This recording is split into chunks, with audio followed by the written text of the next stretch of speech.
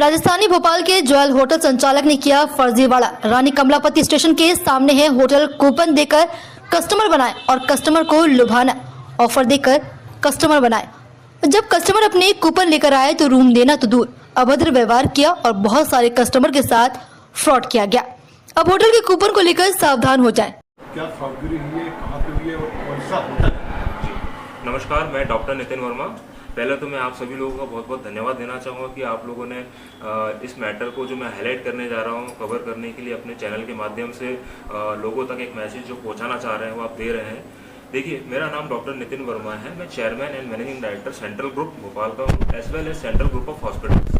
तो मेरे साथ मेरे ग्रुप जीएम आशीष ग्रोवर जी खड़े हैं, जो मेरे जितने भी स्टार्टअप्स हमने गुजरात से किए, फिर वहाँ से दिल्ली गए, दिल्ली के बाद राजस्थान और भी एमपी में आए, मध्य प्रदेश में, तो ये आए हुए थे।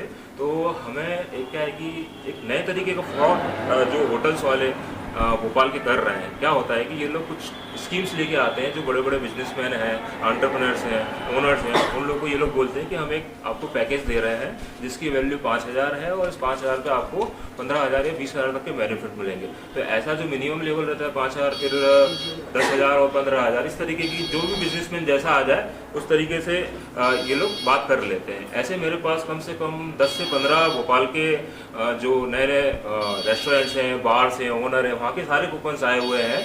और 2-3 के तो नाम मुझे याद आ रहे हैं, जैसे एक रूबारू ISBT पे हुआ है ना, एक क्लार्कसन होटल हुआ। तो जो 3 स्टार होटल हैं या छोटे होटल से उनको कूपन्स आते हैं और हम समझ सकते थे कि हम लोग भी बिजनेसमैन हैं। हमने भी गुजरात में हमारे 2 स्टार्टअप चल रहे हैं, दिल्ली में 2 बिजनेस चल रहे हैं और अब भोपाल में भी हमारे 5 हॉस्पिटल्स की चेन चल रही है।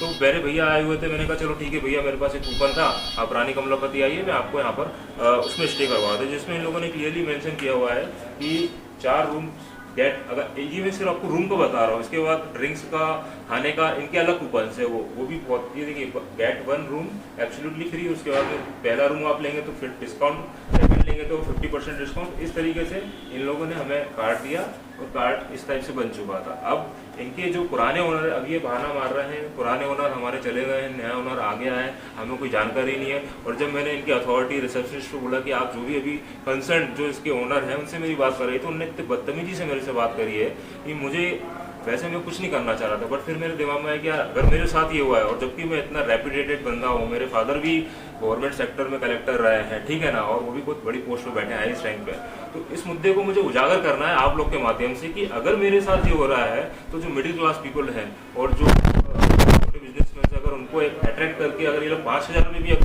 देते हैं तो अरे अगर आप हजार लोगों कितना इनकम कमानी है, 50 लाख की वैल्यू कमा गए और फिर गायब हो गए एकदम से, और हम लोग आए और हमें ये चीज़ फेस करना पड़ती है। कितनी प्रॉब्लम होगी जब हम जैसे बड़े बड़े जो एंटरप्रेन्योर्स हैं और हमारे group lead chain of hospital चल रही है, हम लोग इतना परेशान हो रहे हैं, तो ये लोग जनता को कितना परेशान कर रहे होंगे। तो मेरा मेन मुद्दा यही है आप लोग के सामने रखने का कि ऐसे लोग जो लोगों को बेवकूफ बनाते हैं, कार्ड देते हैं, इसमें हमारी भी गलती है, मैं अपनी गलती एक्सेप्ट करूंगा। लालच में कि चलो कार्ड जो आपको मिला था तो क्या पैसे भी जमा करवाए? हाँ, पैसे जमा करवाए जाते हैं। जैसे ये कार्ड दिया था तो इन लोगों ने बोला था 5,000 रुपये हमें इस कार्ड के देंगे, इस कार्ड के अगेंस्ट में अगर आप 5,000 देते तो हमें आपको 20 से 25,000 का बेनिफिट मिल जाएगा, जिसमें कुछ कमरे आपको 4 कमरे, उसमें से पहला कमरा आपको फ्री हो जाएगा, अगले कमरों में डिस्काउंट मिल जाएगा 50%। तो ऐसा आपको कुछ भी नहीं मिला है उसमें? जी, एक बार मैं आया था तो यहाँ के जो सीनियर मैनेजर है उस टाइम पे उन्होंने हमारा सपोर्ट कर दिया था, पर उसके बाद पता नहीं क्या हुआ, जो इनका रेस्टोरेंट है वो भी बंद हो गया बगल में,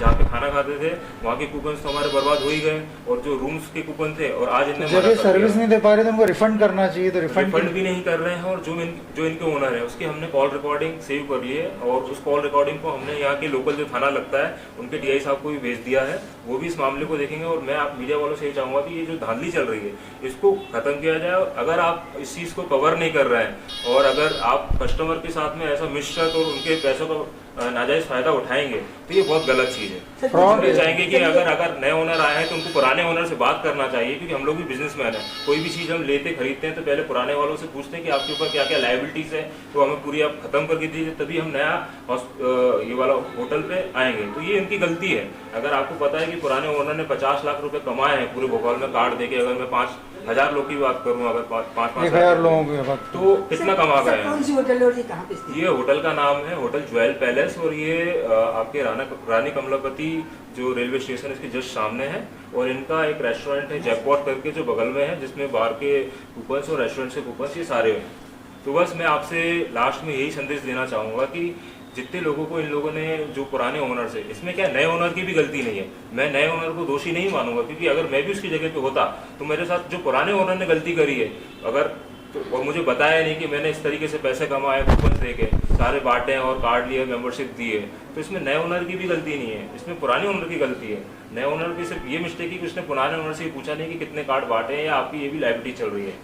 तो बस मैं ये चाहूँगा कि आप इस मामले को उजागर करिए, सरकार तक लेके जाइए, और जो होटल्स के जो भी जैसे हॉस्पिटल मैनेजमेंट के हमारे जो डायरेक्टर बैठे हैं डॉक्टर पंकज जैन, इसी तरीके से होटल मैनेजमेंट के भी कोई ना कोई डायरेक्टर एमपीटी में होंगे, तो उनसे बात करके उन तक ये मुद्दा लेके जाऊँगा, ये सारे होटल्स की चेकिंग हो और इस तरीके से जो फर्जीवाड़ा चल रहा है ना, ये चीज़ ना हो। बहुत बहुत धन्यवाद।